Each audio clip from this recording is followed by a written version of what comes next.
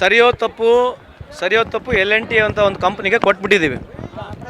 ನಾನು ಸಚಿವನಾದ್ನಾಗಲಿಂದ ಸುಮಾರು 7ರಿಂದ 8 ಮೀಟಿಂಗ್ ಮಾಡಿರ್ಬೋದು. ಆ್ಯಾವ್ರೇಜ್ ಎವ್ರಿ 2 ಮಂತ್ಸ್ ಒಂದು ಮೀಟಿಂಗ್ಗಳನ್ನ ಮಾಡಿದ್ದೀವಿ. ನಾನೊಬ್ಬನೇ ಅಲ್ಲ, ಎಲ್ಲ ಶಾಸಕರು BJP ಶಾಸಕರಾಗಿರ್ಬೋದು ನಾವಾಗಿ ಮಾಡಿದ್ದೀವಿ.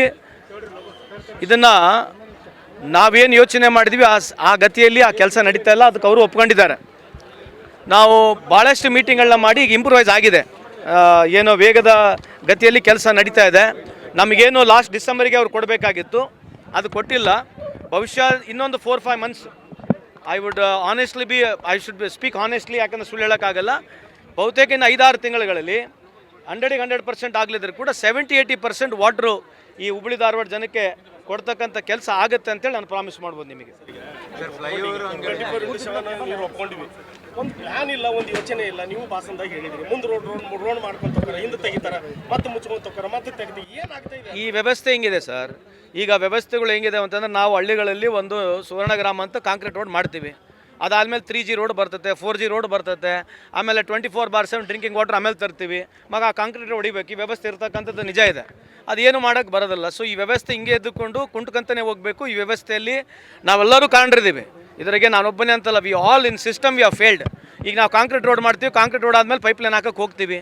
ಸೊ ಇದು ಒಂದೇ ದೇಶ, ಇಡೀ ರಾಜ್ಯದಲ್ಲಿ ಇಡೀ ದೇಶದಲ್ಲಿ ಇದೇ ಕೆಲಸ ಆಗ್ತಾಯಿದೆ. ಹಂಗಾಗಿ ಸಮಸ್ಯೆ ಇದೆ. ಡ್ರಿಂಕಿಂಗ್ ವಾಟರ್ ವಿಷಯದಲ್ಲಿ ತಾವು ಕೇಳಿರ್ತಕ್ಕಂಥ ಪ್ರಶ್ನೆಯಲ್ಲಿ it is been very dragging very badly. ಸಂಬಂಧಪಟ್ಟಿರ್ತಕ್ಕಂಥ ಸಚಿವರು, ಎಲ್ಲ ಶಾಸಕರು, ಕಳೆದ ಸರ್ಕಾರ, ಈ ಸರ್ಕಾರ ಎಲ್ಲ ಸೇರಿ ಒತ್ತಡವನ್ನು ತಂದಿದ್ದೇವೆ.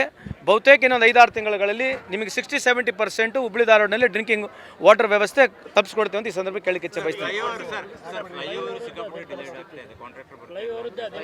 ಈಗ ಅದು ಹೇಳ್ತಿರೋದು, ಈಗೇನಾಗಿದೆ, ಫ್ಲೈಓವರ್ ಆಗಿರ್ತಕ್ಕಂಥ ವ್ಯವಸ್ಥೆ ತಮಗೆ ಗೊತ್ತಿದೆ.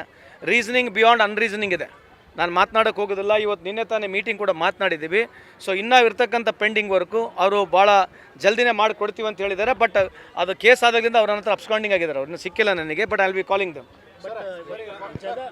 ಭೂಸ್ವಾಧೀನ ಪ್ರಕ್ರಿಯೆ ಇನ್ನೂ ಬಾಕಿ ಉಳಿದಿದೆ. ರಾಜ್ಯ ಸರ್ಕಾರ ಫ್ಲೈಓವರ್ ಸಂಬಂಧಪಟ್ಟಿದೆ. ಇಲ್ಲಿ ಕಾರ್ಪೊರೇಷನ್ ಆ ಪರ್ಟಿಕ್ಯುಲರ್ ನನಗೆ ಗೊತ್ತಿಲ್ಲ. ಯಾರು ನೋಬಡಿ ಹಸ್ ಕಮೆಂಟ್ ಟೋಲ್ಡ್ ಅಬೌಟ್ ಮೀ. ನಾನು ಭೂಸ್ವಾಧೀನ ಅಂದರೆ ಅದು ರೈಲ್ವೆ ಟ್ರ್ಯಾಕ್ ಅನ್ಕೊಂಡಿದ್ದೆ. ರಾಜ್ಯದಲ್ಲಿ ಬಹುಚರ್ಚಿತವಾಗ್ತಿರೋದು ಕೆಪಿಸಿಸಿ ಅಧ್ಯಕ್ಷರ ಬದಲಾವಣೆ ವಿಚಾರ, ಅಲ್ಲ, ಇದು ನೀವು ಪ್ರಶ್ನೆಯನ್ನು ನನ್ನ ಕೇಳ್ತಾ ಇದ್ದೀರಿ, ಎಲ್ಲರೂ ಕೇಳ್ತಾ ಇದ್ದಾರೆ, ಅದಕ್ಕೆ ಸ್ವಾಗತ ಮಾಡ್ತೀವಿ. ಇದಕ್ಕೆ ಉತ್ತರ ನನ್ನ ಹತ್ರ ಇಲ್ಲ. ಈ ಥರ ಬದಲಾವಣೆ ಆಗಬೇಕು ಅನ್ನತಕ್ಕಂಥದ್ದು ತೀರ್ಮಾನ ಹೈಕಮಾಂಡೇ ತಗೊಳುತ್ತೆ. ಅದಕ್ಕೆ ಹೈಕಮಾಂಡ್ಗೆ ತಾವು ಕೇಳಬೇಕು. ಈಗ ನನ್ನ ಹತ್ರ ಅದಕ್ಕೆ ಪ್ರಶ್ನೆಗೆ ಉತ್ತರ ಇಲ್ಲ. ಏನು ಗೊಂದಲ ಇದೆ ರೀ? ಭಿನ್ನಾಭಿಪ್ರಾಯ ಏನು ಗೊಂದಲ? ಈಗ ನಿಮ್ಮ ಮನೆ ಮಿಕ್ಸಿ ತರಬೇಕಂದ್ರೆ ನಿಮ್ಮ ಹೆಂಡತಿ ಬೇಡ ಅಂತೇಳಿ ನೀವು ಬೇಕಂತೀರಿ, ಏನು ಗೊಂದಲ ಅದು? ಏನು ಜಾರಕಿಹೊಳಿ ಏನು ಒಂದು ಮಾತಾಡಿದಾರೆ ಹೇಳ್ರಿ, ಏನು ಮಾತಾಡಿದ್ದಾರೆ?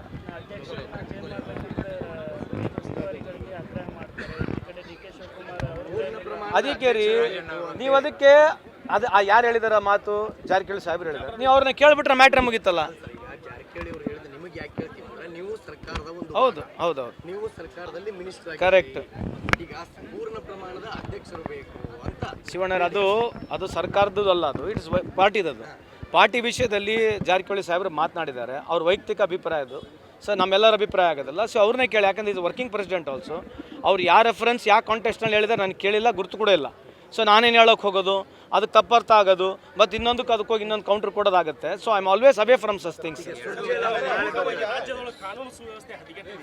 ಏನು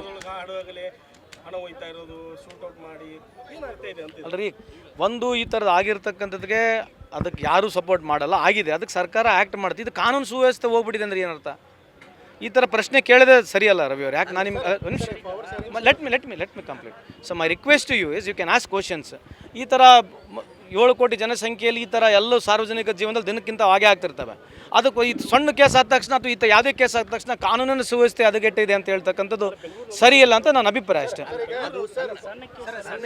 ಕೇಸಲ್ಲ ಇದು, ಅದೇ ರೀ, ಐ ಆಮ್ ನಾಟ್ ಟಾಕಿಂಗ್ ಕೇಸಲ್ಲ. ಈ ಥರ ಕೇಸಲ್ಲ, ಸಣ್ಣ ಪುಟ್ಟ ಕೇಸು ಜೊತೆಗೆ ಈ ಕೇಸು ಆಗಿದೆ. ಸಣ್ಣ ಕೇಸ್ ಇದನ್ನು ನಾನು ಯಾವುದನ್ನ ಕೇಸನ್ನು ಸಮರ್ಥನೆ ಮಾಡ್ಕೊಳ್ತಿಲ್ಲ ಸರ್.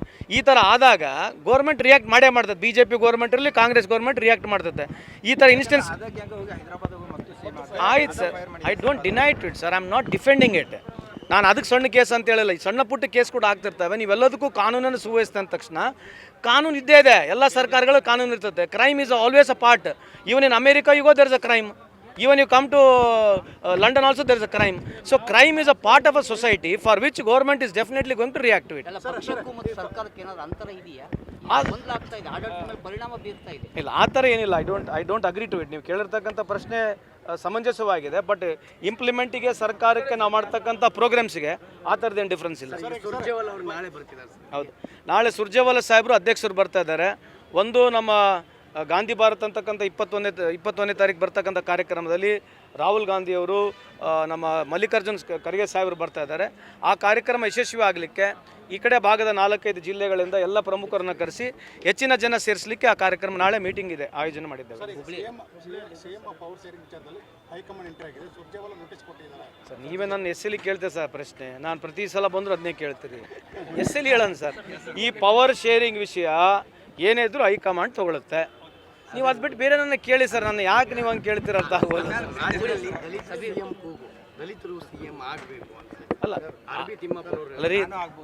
ಅಲ್ಲ ರೀ, ಈಗ ಯಾರು ಸಿ ಎಮ್ ಆಗಬೇಕು, ಯಾರು ಆಗಬಾರ್ದು ಅಂತಕ್ಕಂಥ ವಿಚಾರ, ಈಗ ದಲಿತ್ ಸಿ ಎಮ್ ಆಗಬೇಕು, ದಲಿತ್ ಸಿ ಎಮ್ ಆಗಬಾರ್ದು ಅಂತಕ್ಕಂಥ ಈ ವಿಚಾರಗಳು ನಾನು ಉತ್ತರ ಕೊಡೋಕ್ಕಾಗೋದಿಲ್ಲ. ದಯವಿಟ್ಟು ಈ ಉತ್ತರ ನನಗೆ ಕೇಳಕ್ಕೆ ಹೋಗಬೇಡಿ. It's all left to the high command. ಅಲ್ಲ, ಅಲ್ಲಿ ಒಳಗೆ ಯಾರಿಗೆ ಎತ್ತಿ ನಮ್ಮಲ್ಲಿ ಬಂದು ಹೇಳ್ತೀನಿ ನಿಮಗೆ. ಶಿವ ನೋಡಿ, ಇಲ್ಲೇ ಸಿಕ್ಸ್ಬೇಕು ಗಂಟ್ಲು ಹೋಗಿದೆ.